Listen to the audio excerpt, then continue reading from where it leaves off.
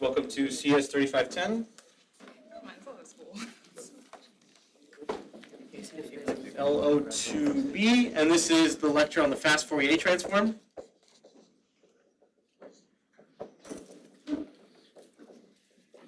I will say that the fast Fourier transform is probably, like, historically one of the most important divide and conquer algorithms, but it is a little difficult because what even is like a Fourier transform? Like, what's the point of this? So we're going to frame it focusing really on like one problem. And there are at least two things in here that have math involved in them that I'm not going to explain. I'm just going to say the mathematicians know this part, so we're just going to like take it and not think about it anymore. Something like this. So what is the motivation of today's lecture is really we want operations on polynomials.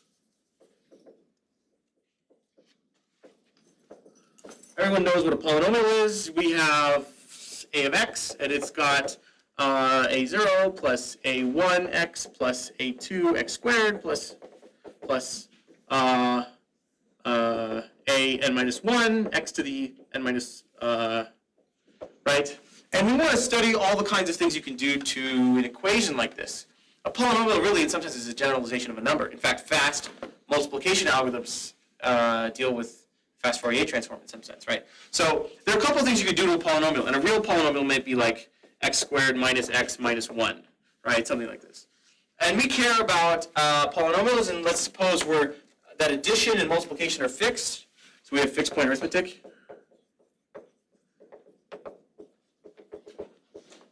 And n is equal to the number of terms, right? So we're considering how long the polynomial does. Yes?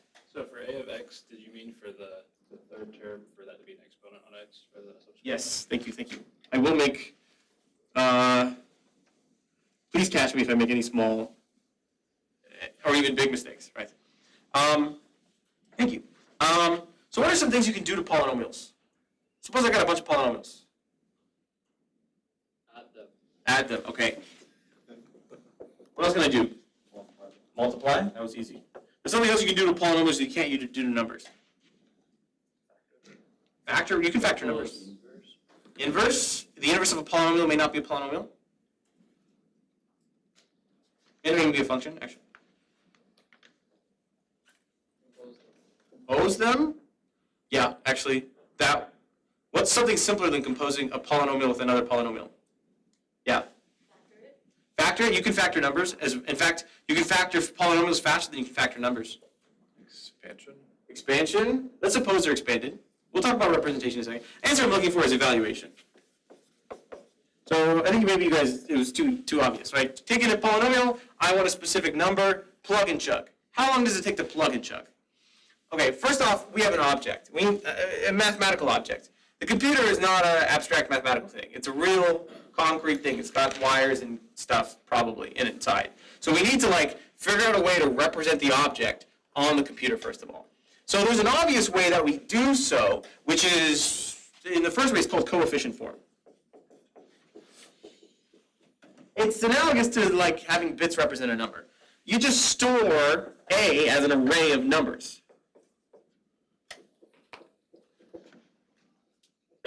And those numbers are just the n coefficients, right? So for example, for this array, for this polynomial, it would be 1, -1, -1, something like this, right? Okay, so let's suppose we're working in coefficient form. That's not the only form. We'll talk about a second form today. But let's consider the time complexity of addition. So suppose we have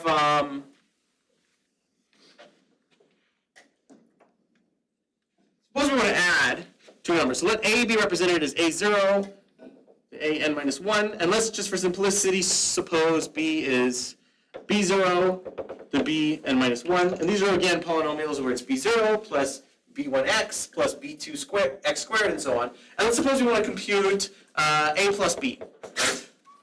Where we want to add the polynomials. Now we want an answer that is also, the sum of polynomials is a polynomial, but we want an answer that is in coefficient form of these polynomials. What should we do to get the coefficient form of the sum of the polynomials? Yeah, just sum the coefficients.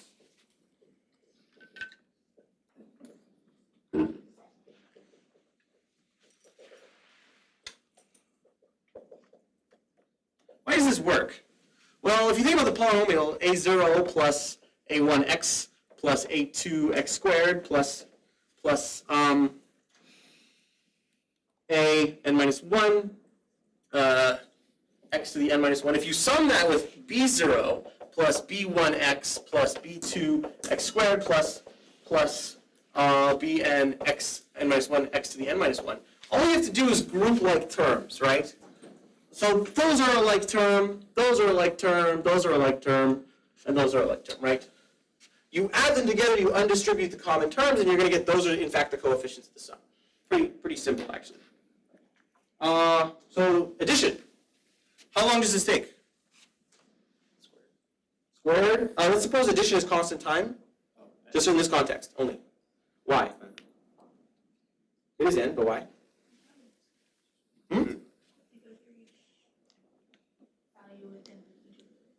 There are n numbers.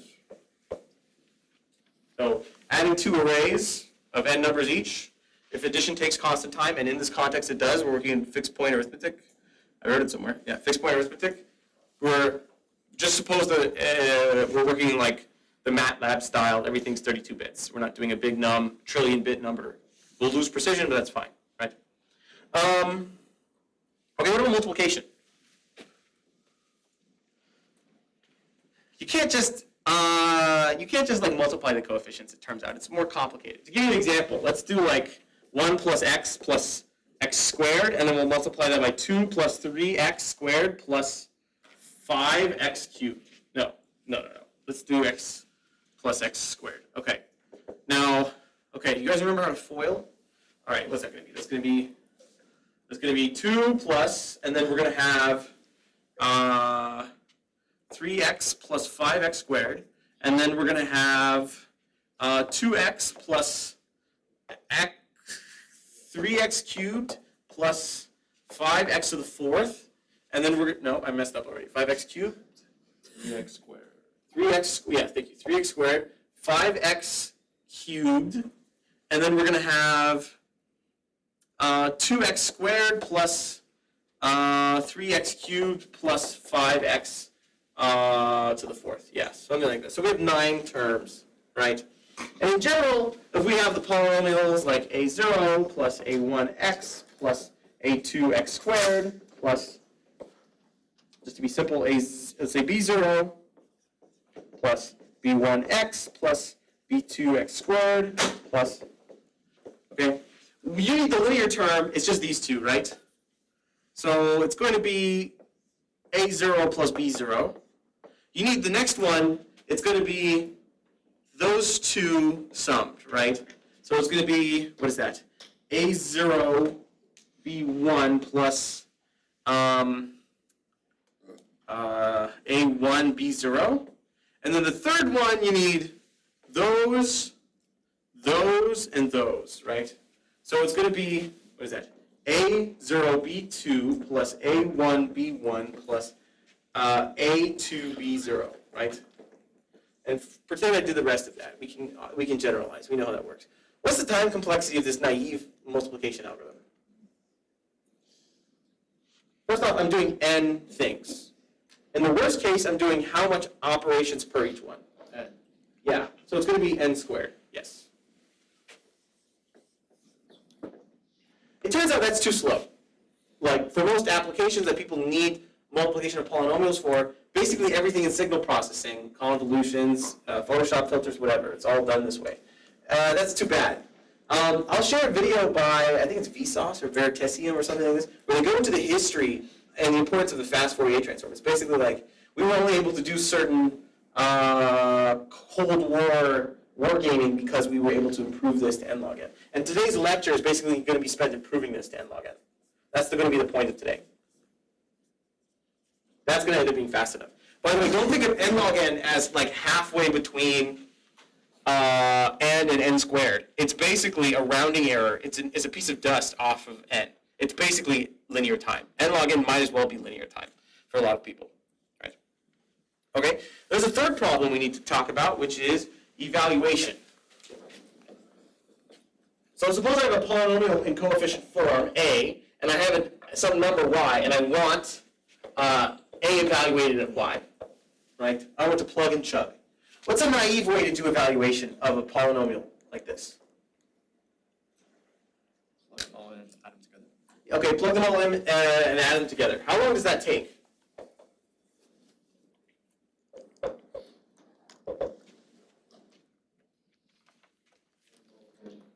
And multiplications, and then what? So if we have a polynomial like this, let's say we plug in y here, right? So we take a0, we add it to the answer. We take a1, we multiply it by y. Then we take y, we square it, and we add it by a2, and so on. And our last term is going to be y to the n minus 1. So we're going to multiply y by itself n times.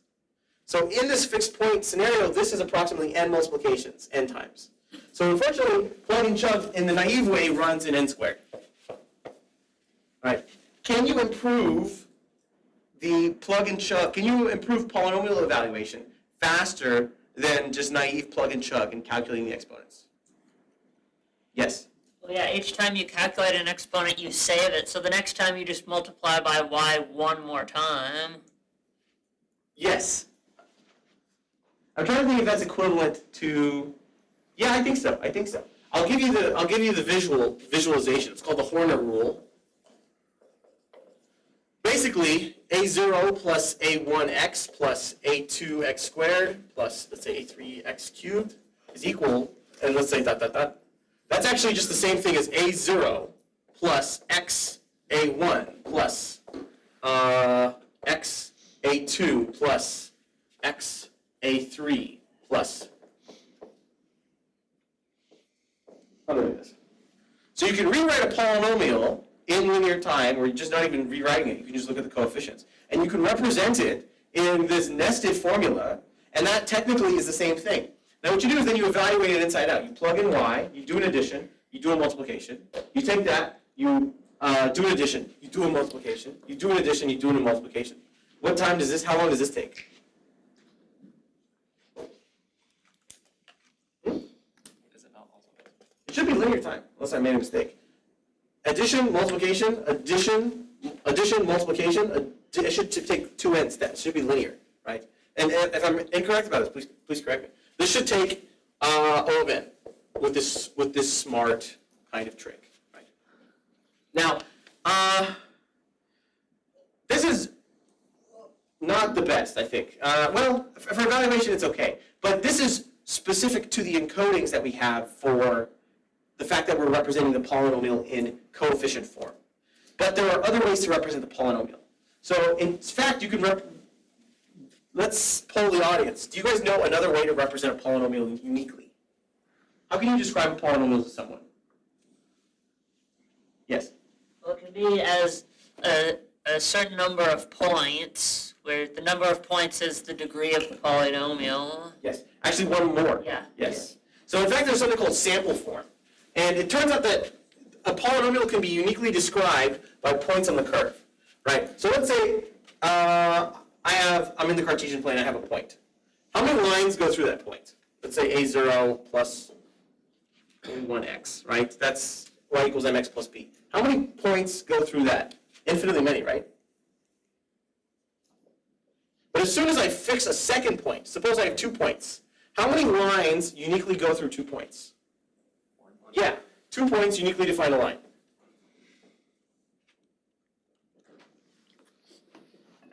And suppose that I was considering quadratic, so like a0 plus a1x plus a2x squared, right? If I have 2 points, there are infinitely many quadratics that can go through those 2 points. We could do like that one, like that one, that one. You get the idea, right? Now, as soon as I fix a third point, it turns out that the polynomial, there's not infinitely many polynomials now that go through those 3 points. 3 points uniquely define a polynomial. Excuse me, a quadratic.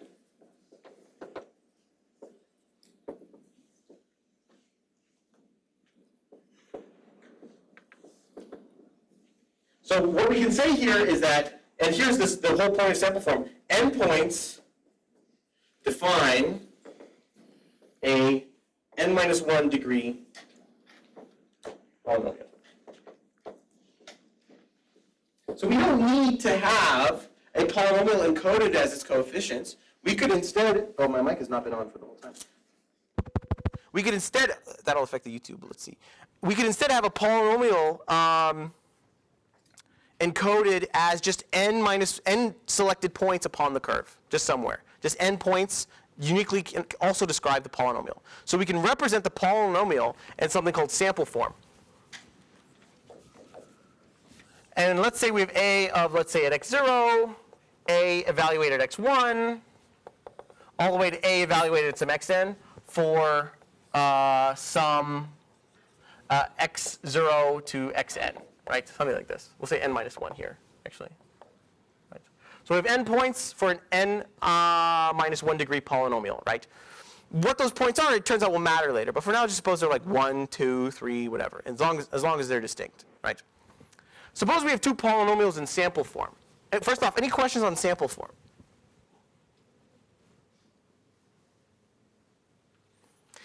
There's a third way to represent polynomials. I'm not sure if anyone knows this. Can you think of anything else?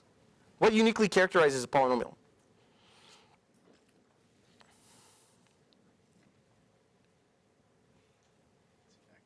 It's factorization. You can factor it into parts.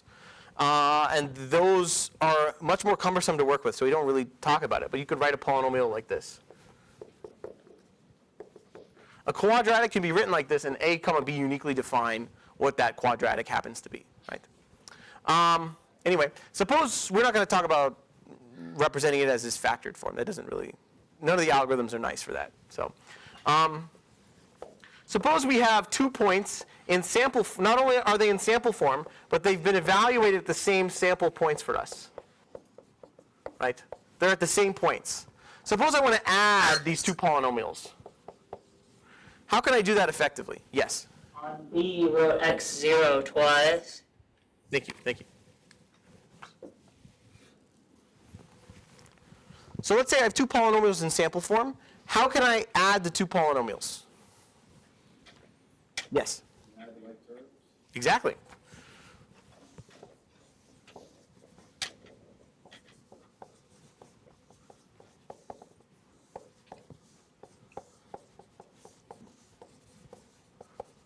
This doesn't work for the same reason that the coefficient works, adding the coefficient works. It just kind of like is a lucky accident, or maybe there's some geometric intuition. But if you have a polynomial like this, and you have a polynomial like this, and then you add this point and this point, and you add this point and this point, and you add this point and this point, it's the same thing as those will define points on a new curve up here somewhere, which is the same thing as adding those together, right? So think of the samples as just a couple of dots on each of the curves, right? Now, how do I multiply polynomials? What is a times b?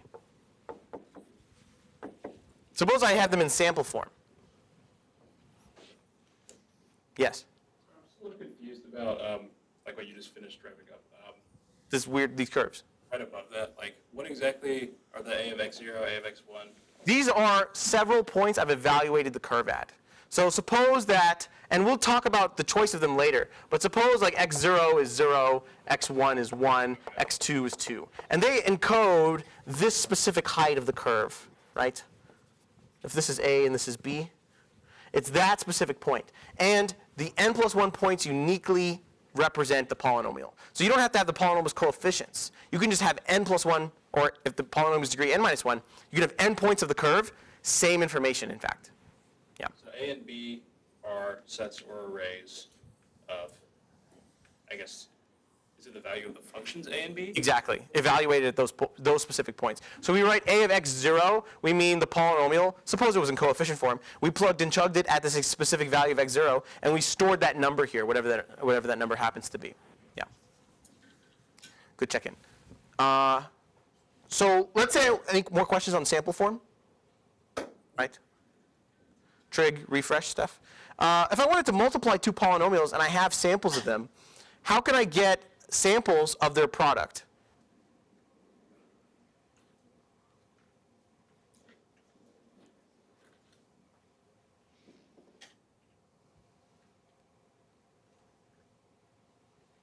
You just multiply the samples. Yeah, it's that easy.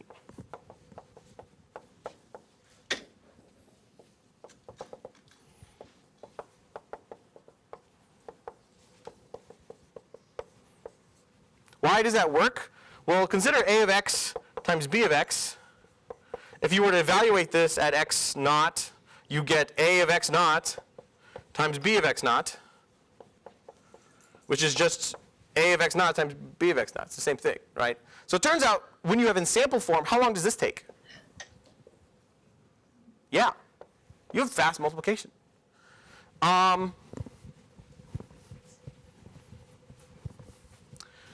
But unfortunately, working in sample form does not come for free necessarily, right? Let's see.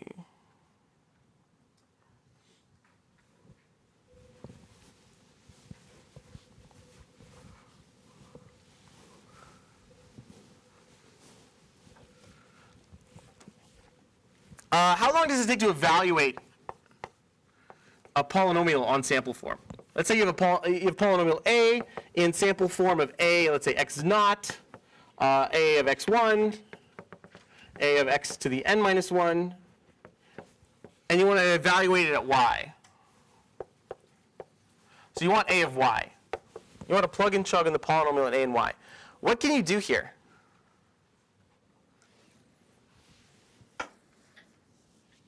Check if y is in the list. Yeah, so if y was one of the x naughts, it takes constant time, you return that element. Okay, good. What if y is not one of those, though? Which is pretty common. Make it quadratic. Yeah, you can't do anything better. You have to do what's called interpolation, Lagrange interpolate. You have to convert, unfortunately, to coefficients.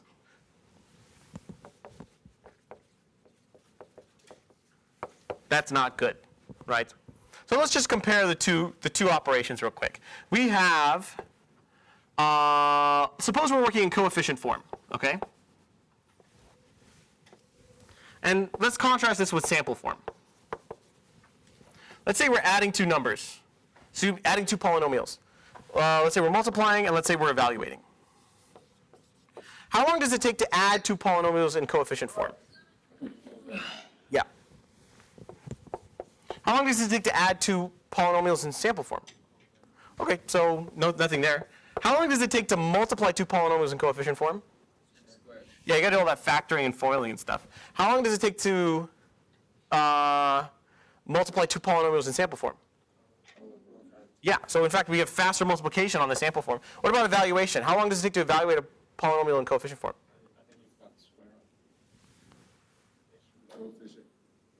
Yes. Thank you. Yes.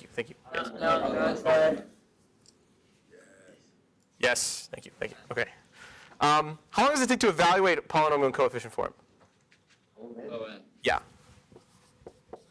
I didn't say why, but you have to convert to. You can't evaluate a polynomial at any other value than the ones that you're given. If it's in sample form, you can't do anything. So what you have to do, unfortunately, is convert back to coefficient form with this thing called interpolation, which we don't really need to get into, but that takes O of n squared. Okay? So we see that no one representation is best. Sometimes you want to evaluate, and sometimes you want to multiply, but if you're stuck with one specific version of it, it's not, there's like trade-offs, okay? So here's what FFT does. FFT gives you the ability to go between coefficients and samples in n log n time. So you can translate between the two with FFT. We're not going to talk about what FFT does. We're just going to talk about kind of like how it speeds up this. Because you can translate between the two definitions, between the two representations in n log n time, what that really means is that if you're only working coefficient form, then you have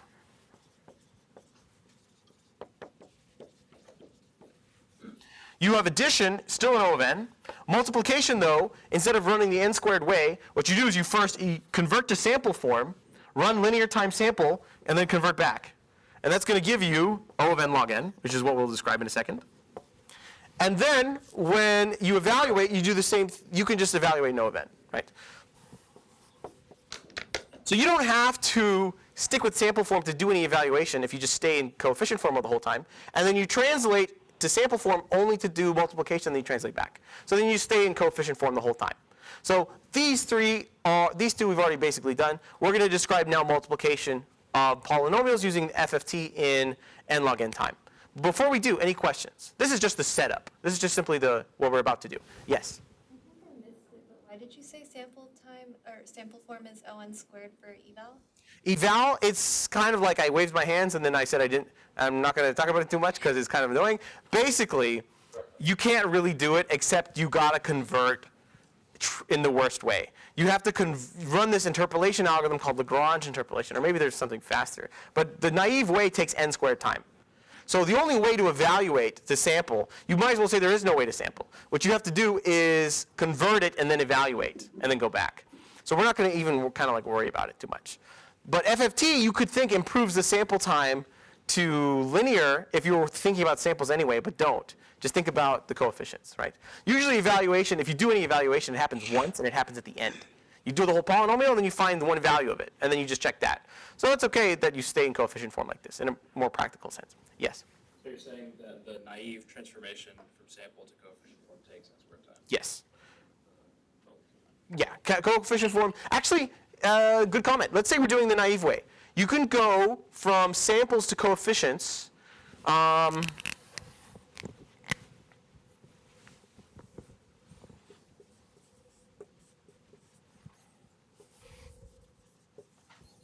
Let's say you go from coefficients to samples. How long does that take? Almost. It takes how long to get, what is a sample? It's an evaluation, right? An evaluation takes n time, and you have n of them. Yeah. So coefficients to samples naively can be done in n squared, okay? But samples to coefficients, that's the one that's like I'm being vague about, right? That one also takes n squared. Questions on the setup again? Yes? I don't understand how multiplication is because when you multiply, isn't it a bigger polynomial, so you need more terms to define it? Let's suppose we're working in fixed point arithmetic. When we multiply two polynomials in sample form, what we really do is multiply their samples pairwise. So we multiply their evaluations, we multiply their evaluations, we multiply their evaluations. That takes n multiplications. Now we're left with some bigger numbers, but suppose everything's 32-bit anyway. Right, but I'm not talking about the coefficients. I'm talking about like when you multiply two polynomials the normal way, you end up with bigger x to the. Yes, yes. But, yes, so it takes n, yeah, I see exactly what you're saying. It takes n points to define a polynomial of degree n minus 1. But then it takes, if you multiply two polynomials, they have a new larger term, which let's say if they're both n minus 1 degree, you're going to have 2n minus 2, right, at the larger term. So you need 2n minus 1 unique points to do so. I forgot to mention this, you're right. What you do is you then just oversample by the additional n minus 1 points you're missing. Does that make sense?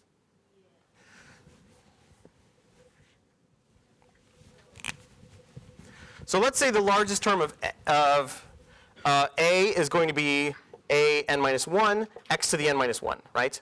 And your largest term of b here is going to be n x to the n minus 1, right? When you multiply those out, your last term is going to be of something large, but it's going to have 2x to the 2n minus 2, right?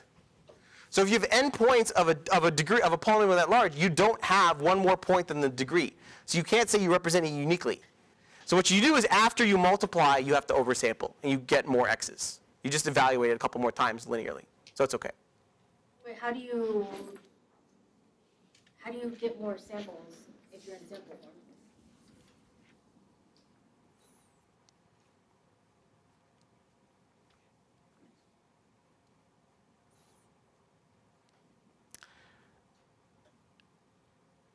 There's a detail in the FFT algorithm that basically explains the hack that does it. So maybe I come back to this question in like 15 minutes. And then when we're in that step where I have to explain how does FFT do it, it'll answer the question here. Because I didn't even explain, for example, what the actual samples are. And it turns out that you need to choose the samples carefully to basically ensure that you get a magic property for things to kind of like work out nicely. That's sort of what's going to happen. More questions?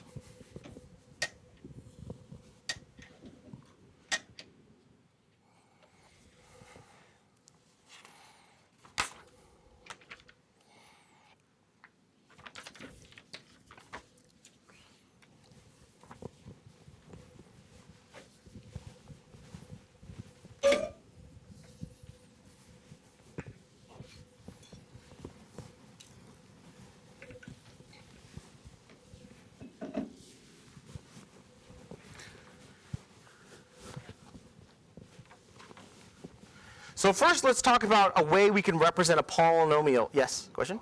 Does it allow you to change it like from coefficient to sample and sample to coefficient? Like, When we'll talk about it at the end, like how FFT kind of does that. And that's one of the two things I'll say. It would take 20 minutes of linear algebra, and we could do it, but let's just assume that this works with a special trick. So I'll have to show you that part at the end as well. FFT does convert forward, and then by kind of a magic trick, it goes backwards as well. So, right. First, we need a way to represent a polynomial in a fashion that can be divided and conquered. That's sort of the whole point of today's lecture. It's not anything about FFT. It's not anything about signal processing. I don't really care about any of those things. All I care about really is divide and conquer. So we need a way to represent a polynomial in a way that can be divided and conquered. So let's just expand the polynomial and just kind of see what happens.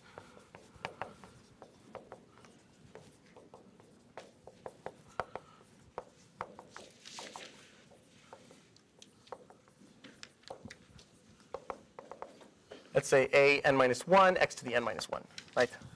So let's suppose, there's a few ways you could split a polynomial up, right? Just like bits, you could cut it in half and take an upper half and a lower half. That's one way to do it, because those are technically two polynomials. But then one of them has like half the degree of the other. So what we can do instead is we're going to rewrite this as even and odd terms. So let this one be a0 plus a2x squared plus a4 x to the 4 plus, and let's say there's like a n over 2 something here, x to the n over 2, something like that, right? And then over here we're going to have, what is it? a1x plus a3x cubed plus a5 x to the 5 plus something like a n over 2 plus 1 x to the n over 2 plus 1. Just assume that the degree is some power of 2. We can do that nicely. Everything works out.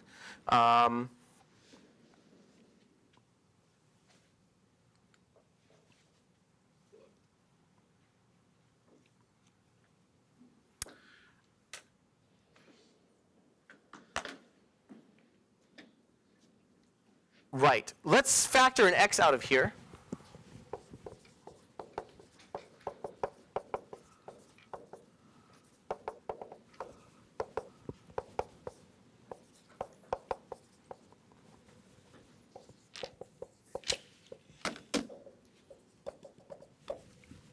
Now notice that the sequence of, now that we factored an x out of the right term, all of the degrees of the internal polynomials are all powers of 2.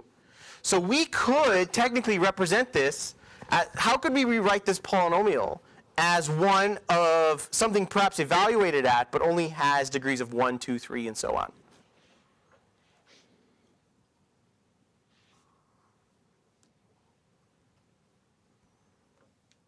I want to convert this to a normal-looking polynomial, not one of even degrees.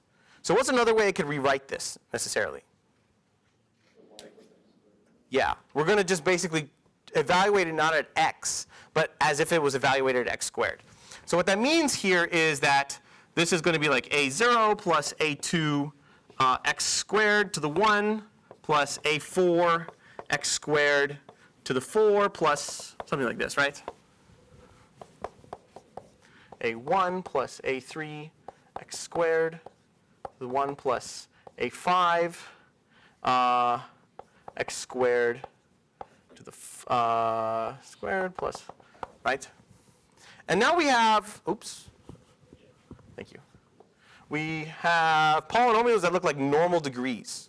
So what we get then is that a is equal to a, and let's call it a even, evaluated at x squared, plus x times a, let's call it a odd, evaluated at x squared, right?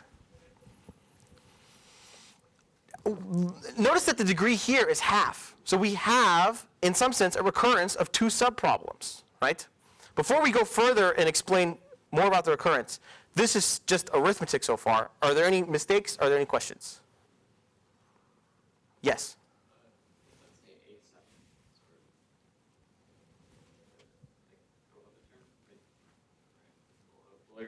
Right there. That should, sorry, should A4. Okay, gotcha. Yes. And here, the degrees of AE are going to be 0, 2, 4, and the coefficients. And the coefficients of A odd are going to be 1, 3, 5, and so on. We evaluate them at x squared. We multiply the odd one by x, and we sum those, and we just get the original polynomial back. Right? We can start to see what the divide and conquer recurrence is going to look like, because those are two subproblems of a degree half as much. Right? If this one had degree n, these are going to have degree at most n over 2, and so on. Right? There's n of the things there. So we're starting to see what it's going to look like. But again, we come back to this kind of like sampling problem. But it is solved for us only because this square happens to accidentally fix everything for us. And it's the fact that, let's suppose I evaluate this at x. I'm going to get that recurrence. But let's suppose I evaluate a instead at minus x. How can I write, I can get a second sample for free using the same number of recursive calls. How so? Suppose I plug in minus x into that. Yeah. X squared is the same thing as negative x squared. Correct. But what's the actual what's it going to look like? A to the e to the negative x squared, which is the same thing as x squared, Yeah. plus x times AO of x squared.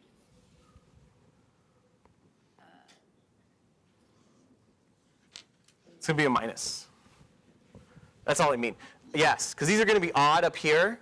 -1 to an odd power. You're going to factor that negative out. And then you're going to have, instead of factoring an x out here, you'll factor a negative x out. Right? So here's the way we fix the sampling problem. Right?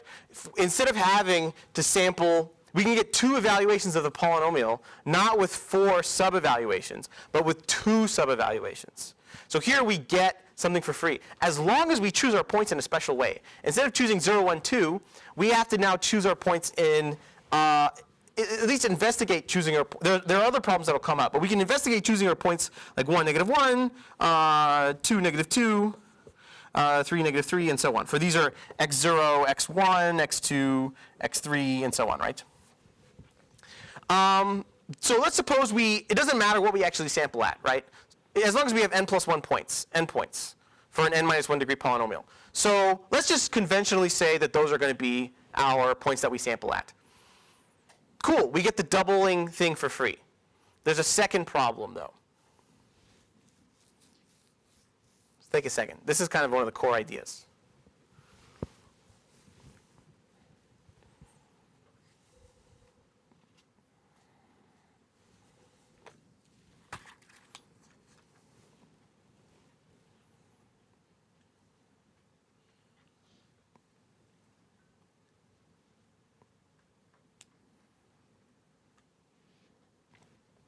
So this kind of hack only works at the top level of recurrence. It doesn't work when you evaluate. Consider what the recursive calls are going to be going to look like. What they're going to see is that they have positive numbers only. They're not going to have a negative number, and they're not going to be able to recurse themselves downward, because the set of x values that they're going to see is not 1, -1, 2, -2, 3, -3. It's going to be just 1, 2, and 3, right? So they can't do the recursive thing all the way down. So we need a number such that when it's squared, it's going to be negative, right? What do we know? What kind of numbers do we know when squared are negative? Yeah. So instead of conventionally doing 1, -1, 2, -2, and so on, we're just going to conventionally choose complex numbers, imaginary numbers. So I mentioned that there's 2 things mathematically I'm not going to go too much depth upon. This is one of those, choosing which specific x values work. And there is a set of numbers that are special that have the power that they work all the way down to the base case of the recurrence.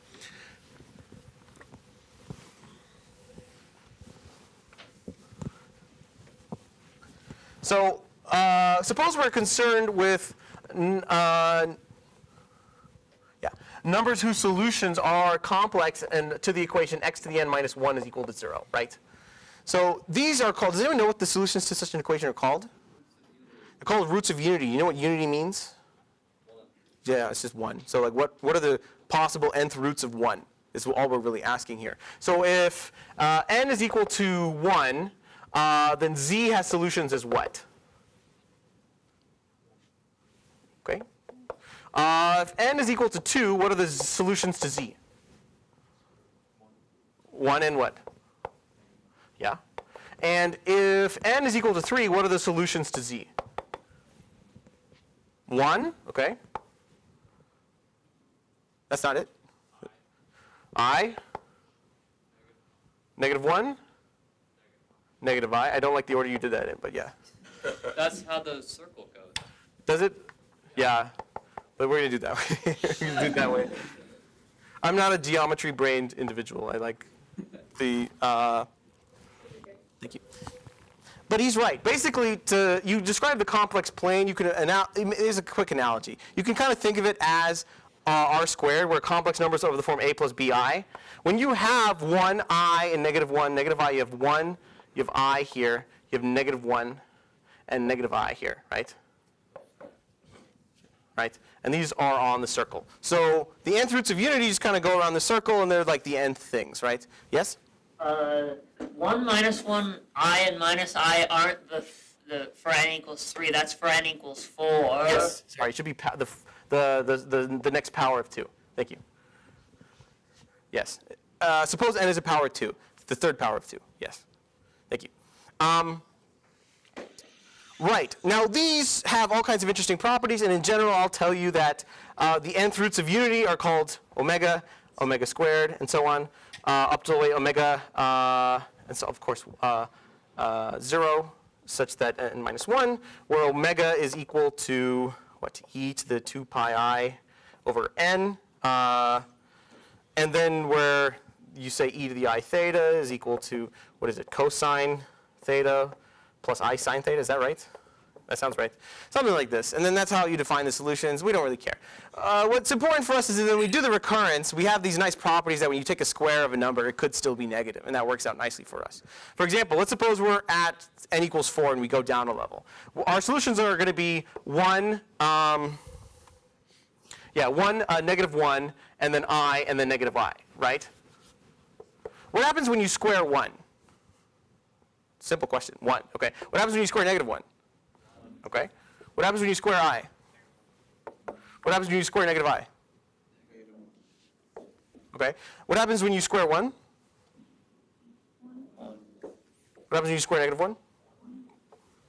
So suppose I did that for powers of 2 up there. Right. That's kind of what happens. We still get this nice collapsing effect that we can evaluate at these points, and everything works out nicely.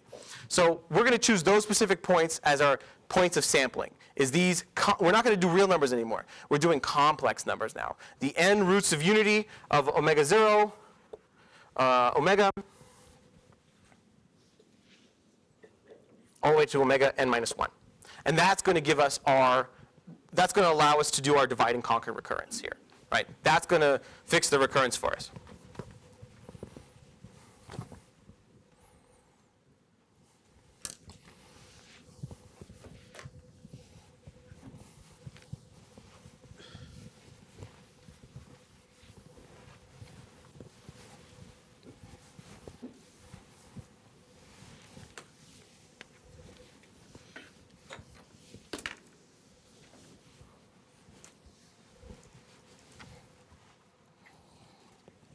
So let's describe the FFT algorithm in detail, and then we'll talk about how to implement it.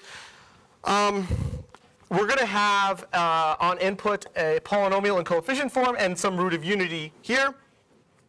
And A is in coefficient form of, let's say, A0 to A n minus 1, where n is a power of 2, and then omega is nth root of unity.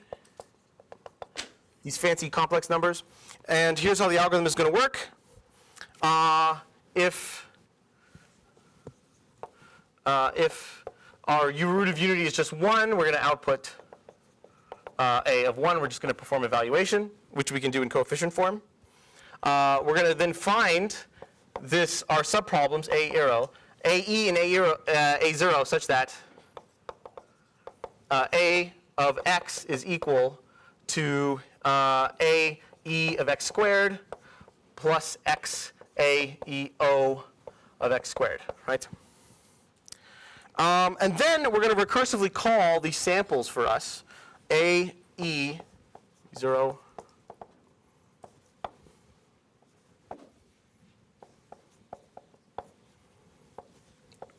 from FFT. Oops. Okay.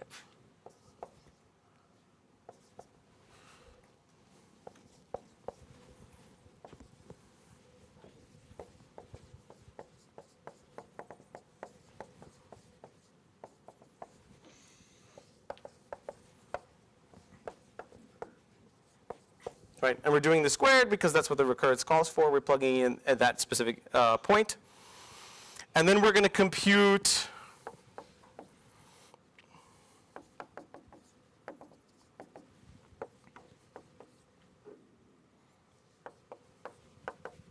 our n samples using our linear time sample multiplication.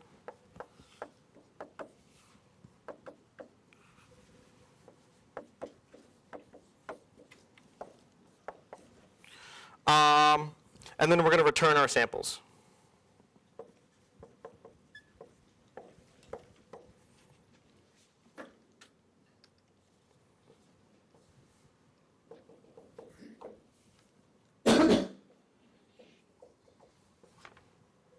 Done. So we were able to sample the polynomial on n points faster than doing n specific evaluations, essentially. Now, we had to evaluate it at specific complex numbers for that to work, but this is what we got, right? What's our recurrence? How many subproblems do we have? What's the size of the subproblem? Yeah, each of these has half as many coefficients in them, so the subproblem is going to be size half. What's the work done at each level? The cost to recombine, the cost to divide, everything except the recursion. Someone said it, I think. Yeah, it's O of n. You should be able to know this recurrence without applying the master's theorem. What is that?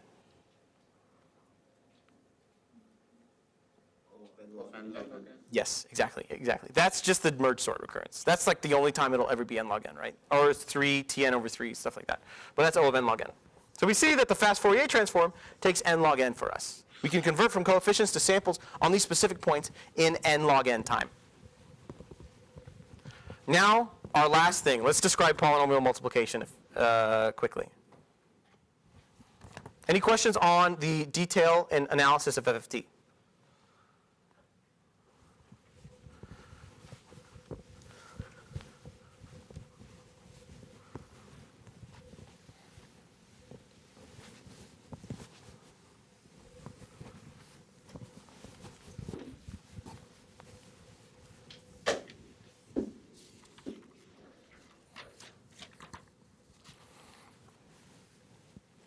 So step one, you're going to compute samples of A.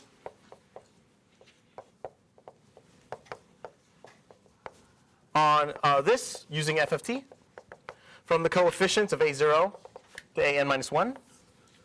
Similarly, step two, you're going to do the same for B.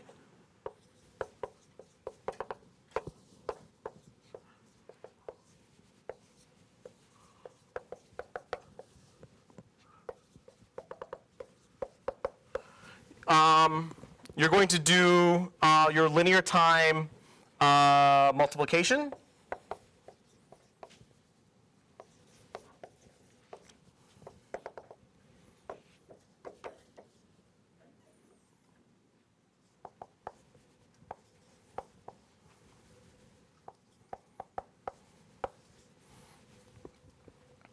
And then you're going to convert back to coefficients, right?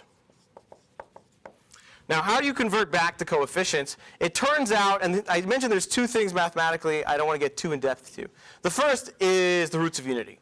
We kind of understand that they have this nice square root property, that's good enough for us. We don't have to care anymore. That they work, they work. The second thing is, how do you convert back to coefficients efficiently using FFT?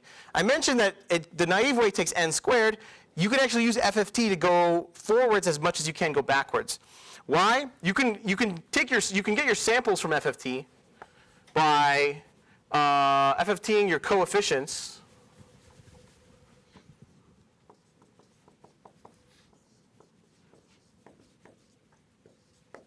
on a root of unity. But in fact, you can actually go backwards. You can get your coefficients back. FFT is invertible, it turns out. If you plug in your samples at the reciprocal. Why that works would take like 15 minutes of linear algebra. There's like a Vandermonde matrix that has this, its inverse is this nice thing. It works. That's all we care about because we're going to do the analysis. How long does step 1 take? Yeah. How long does step 2 take? How long does step 3 take? Yeah. How long does step 4 take? So what? What was step 4? Yeah, same thing. It's just a third FFT. N log n plus O of n plus n log n is O of n log n. You can multiply 2 polynomials in n log n time. Done. Any questions on FFT? Awesome. See you guys Monday.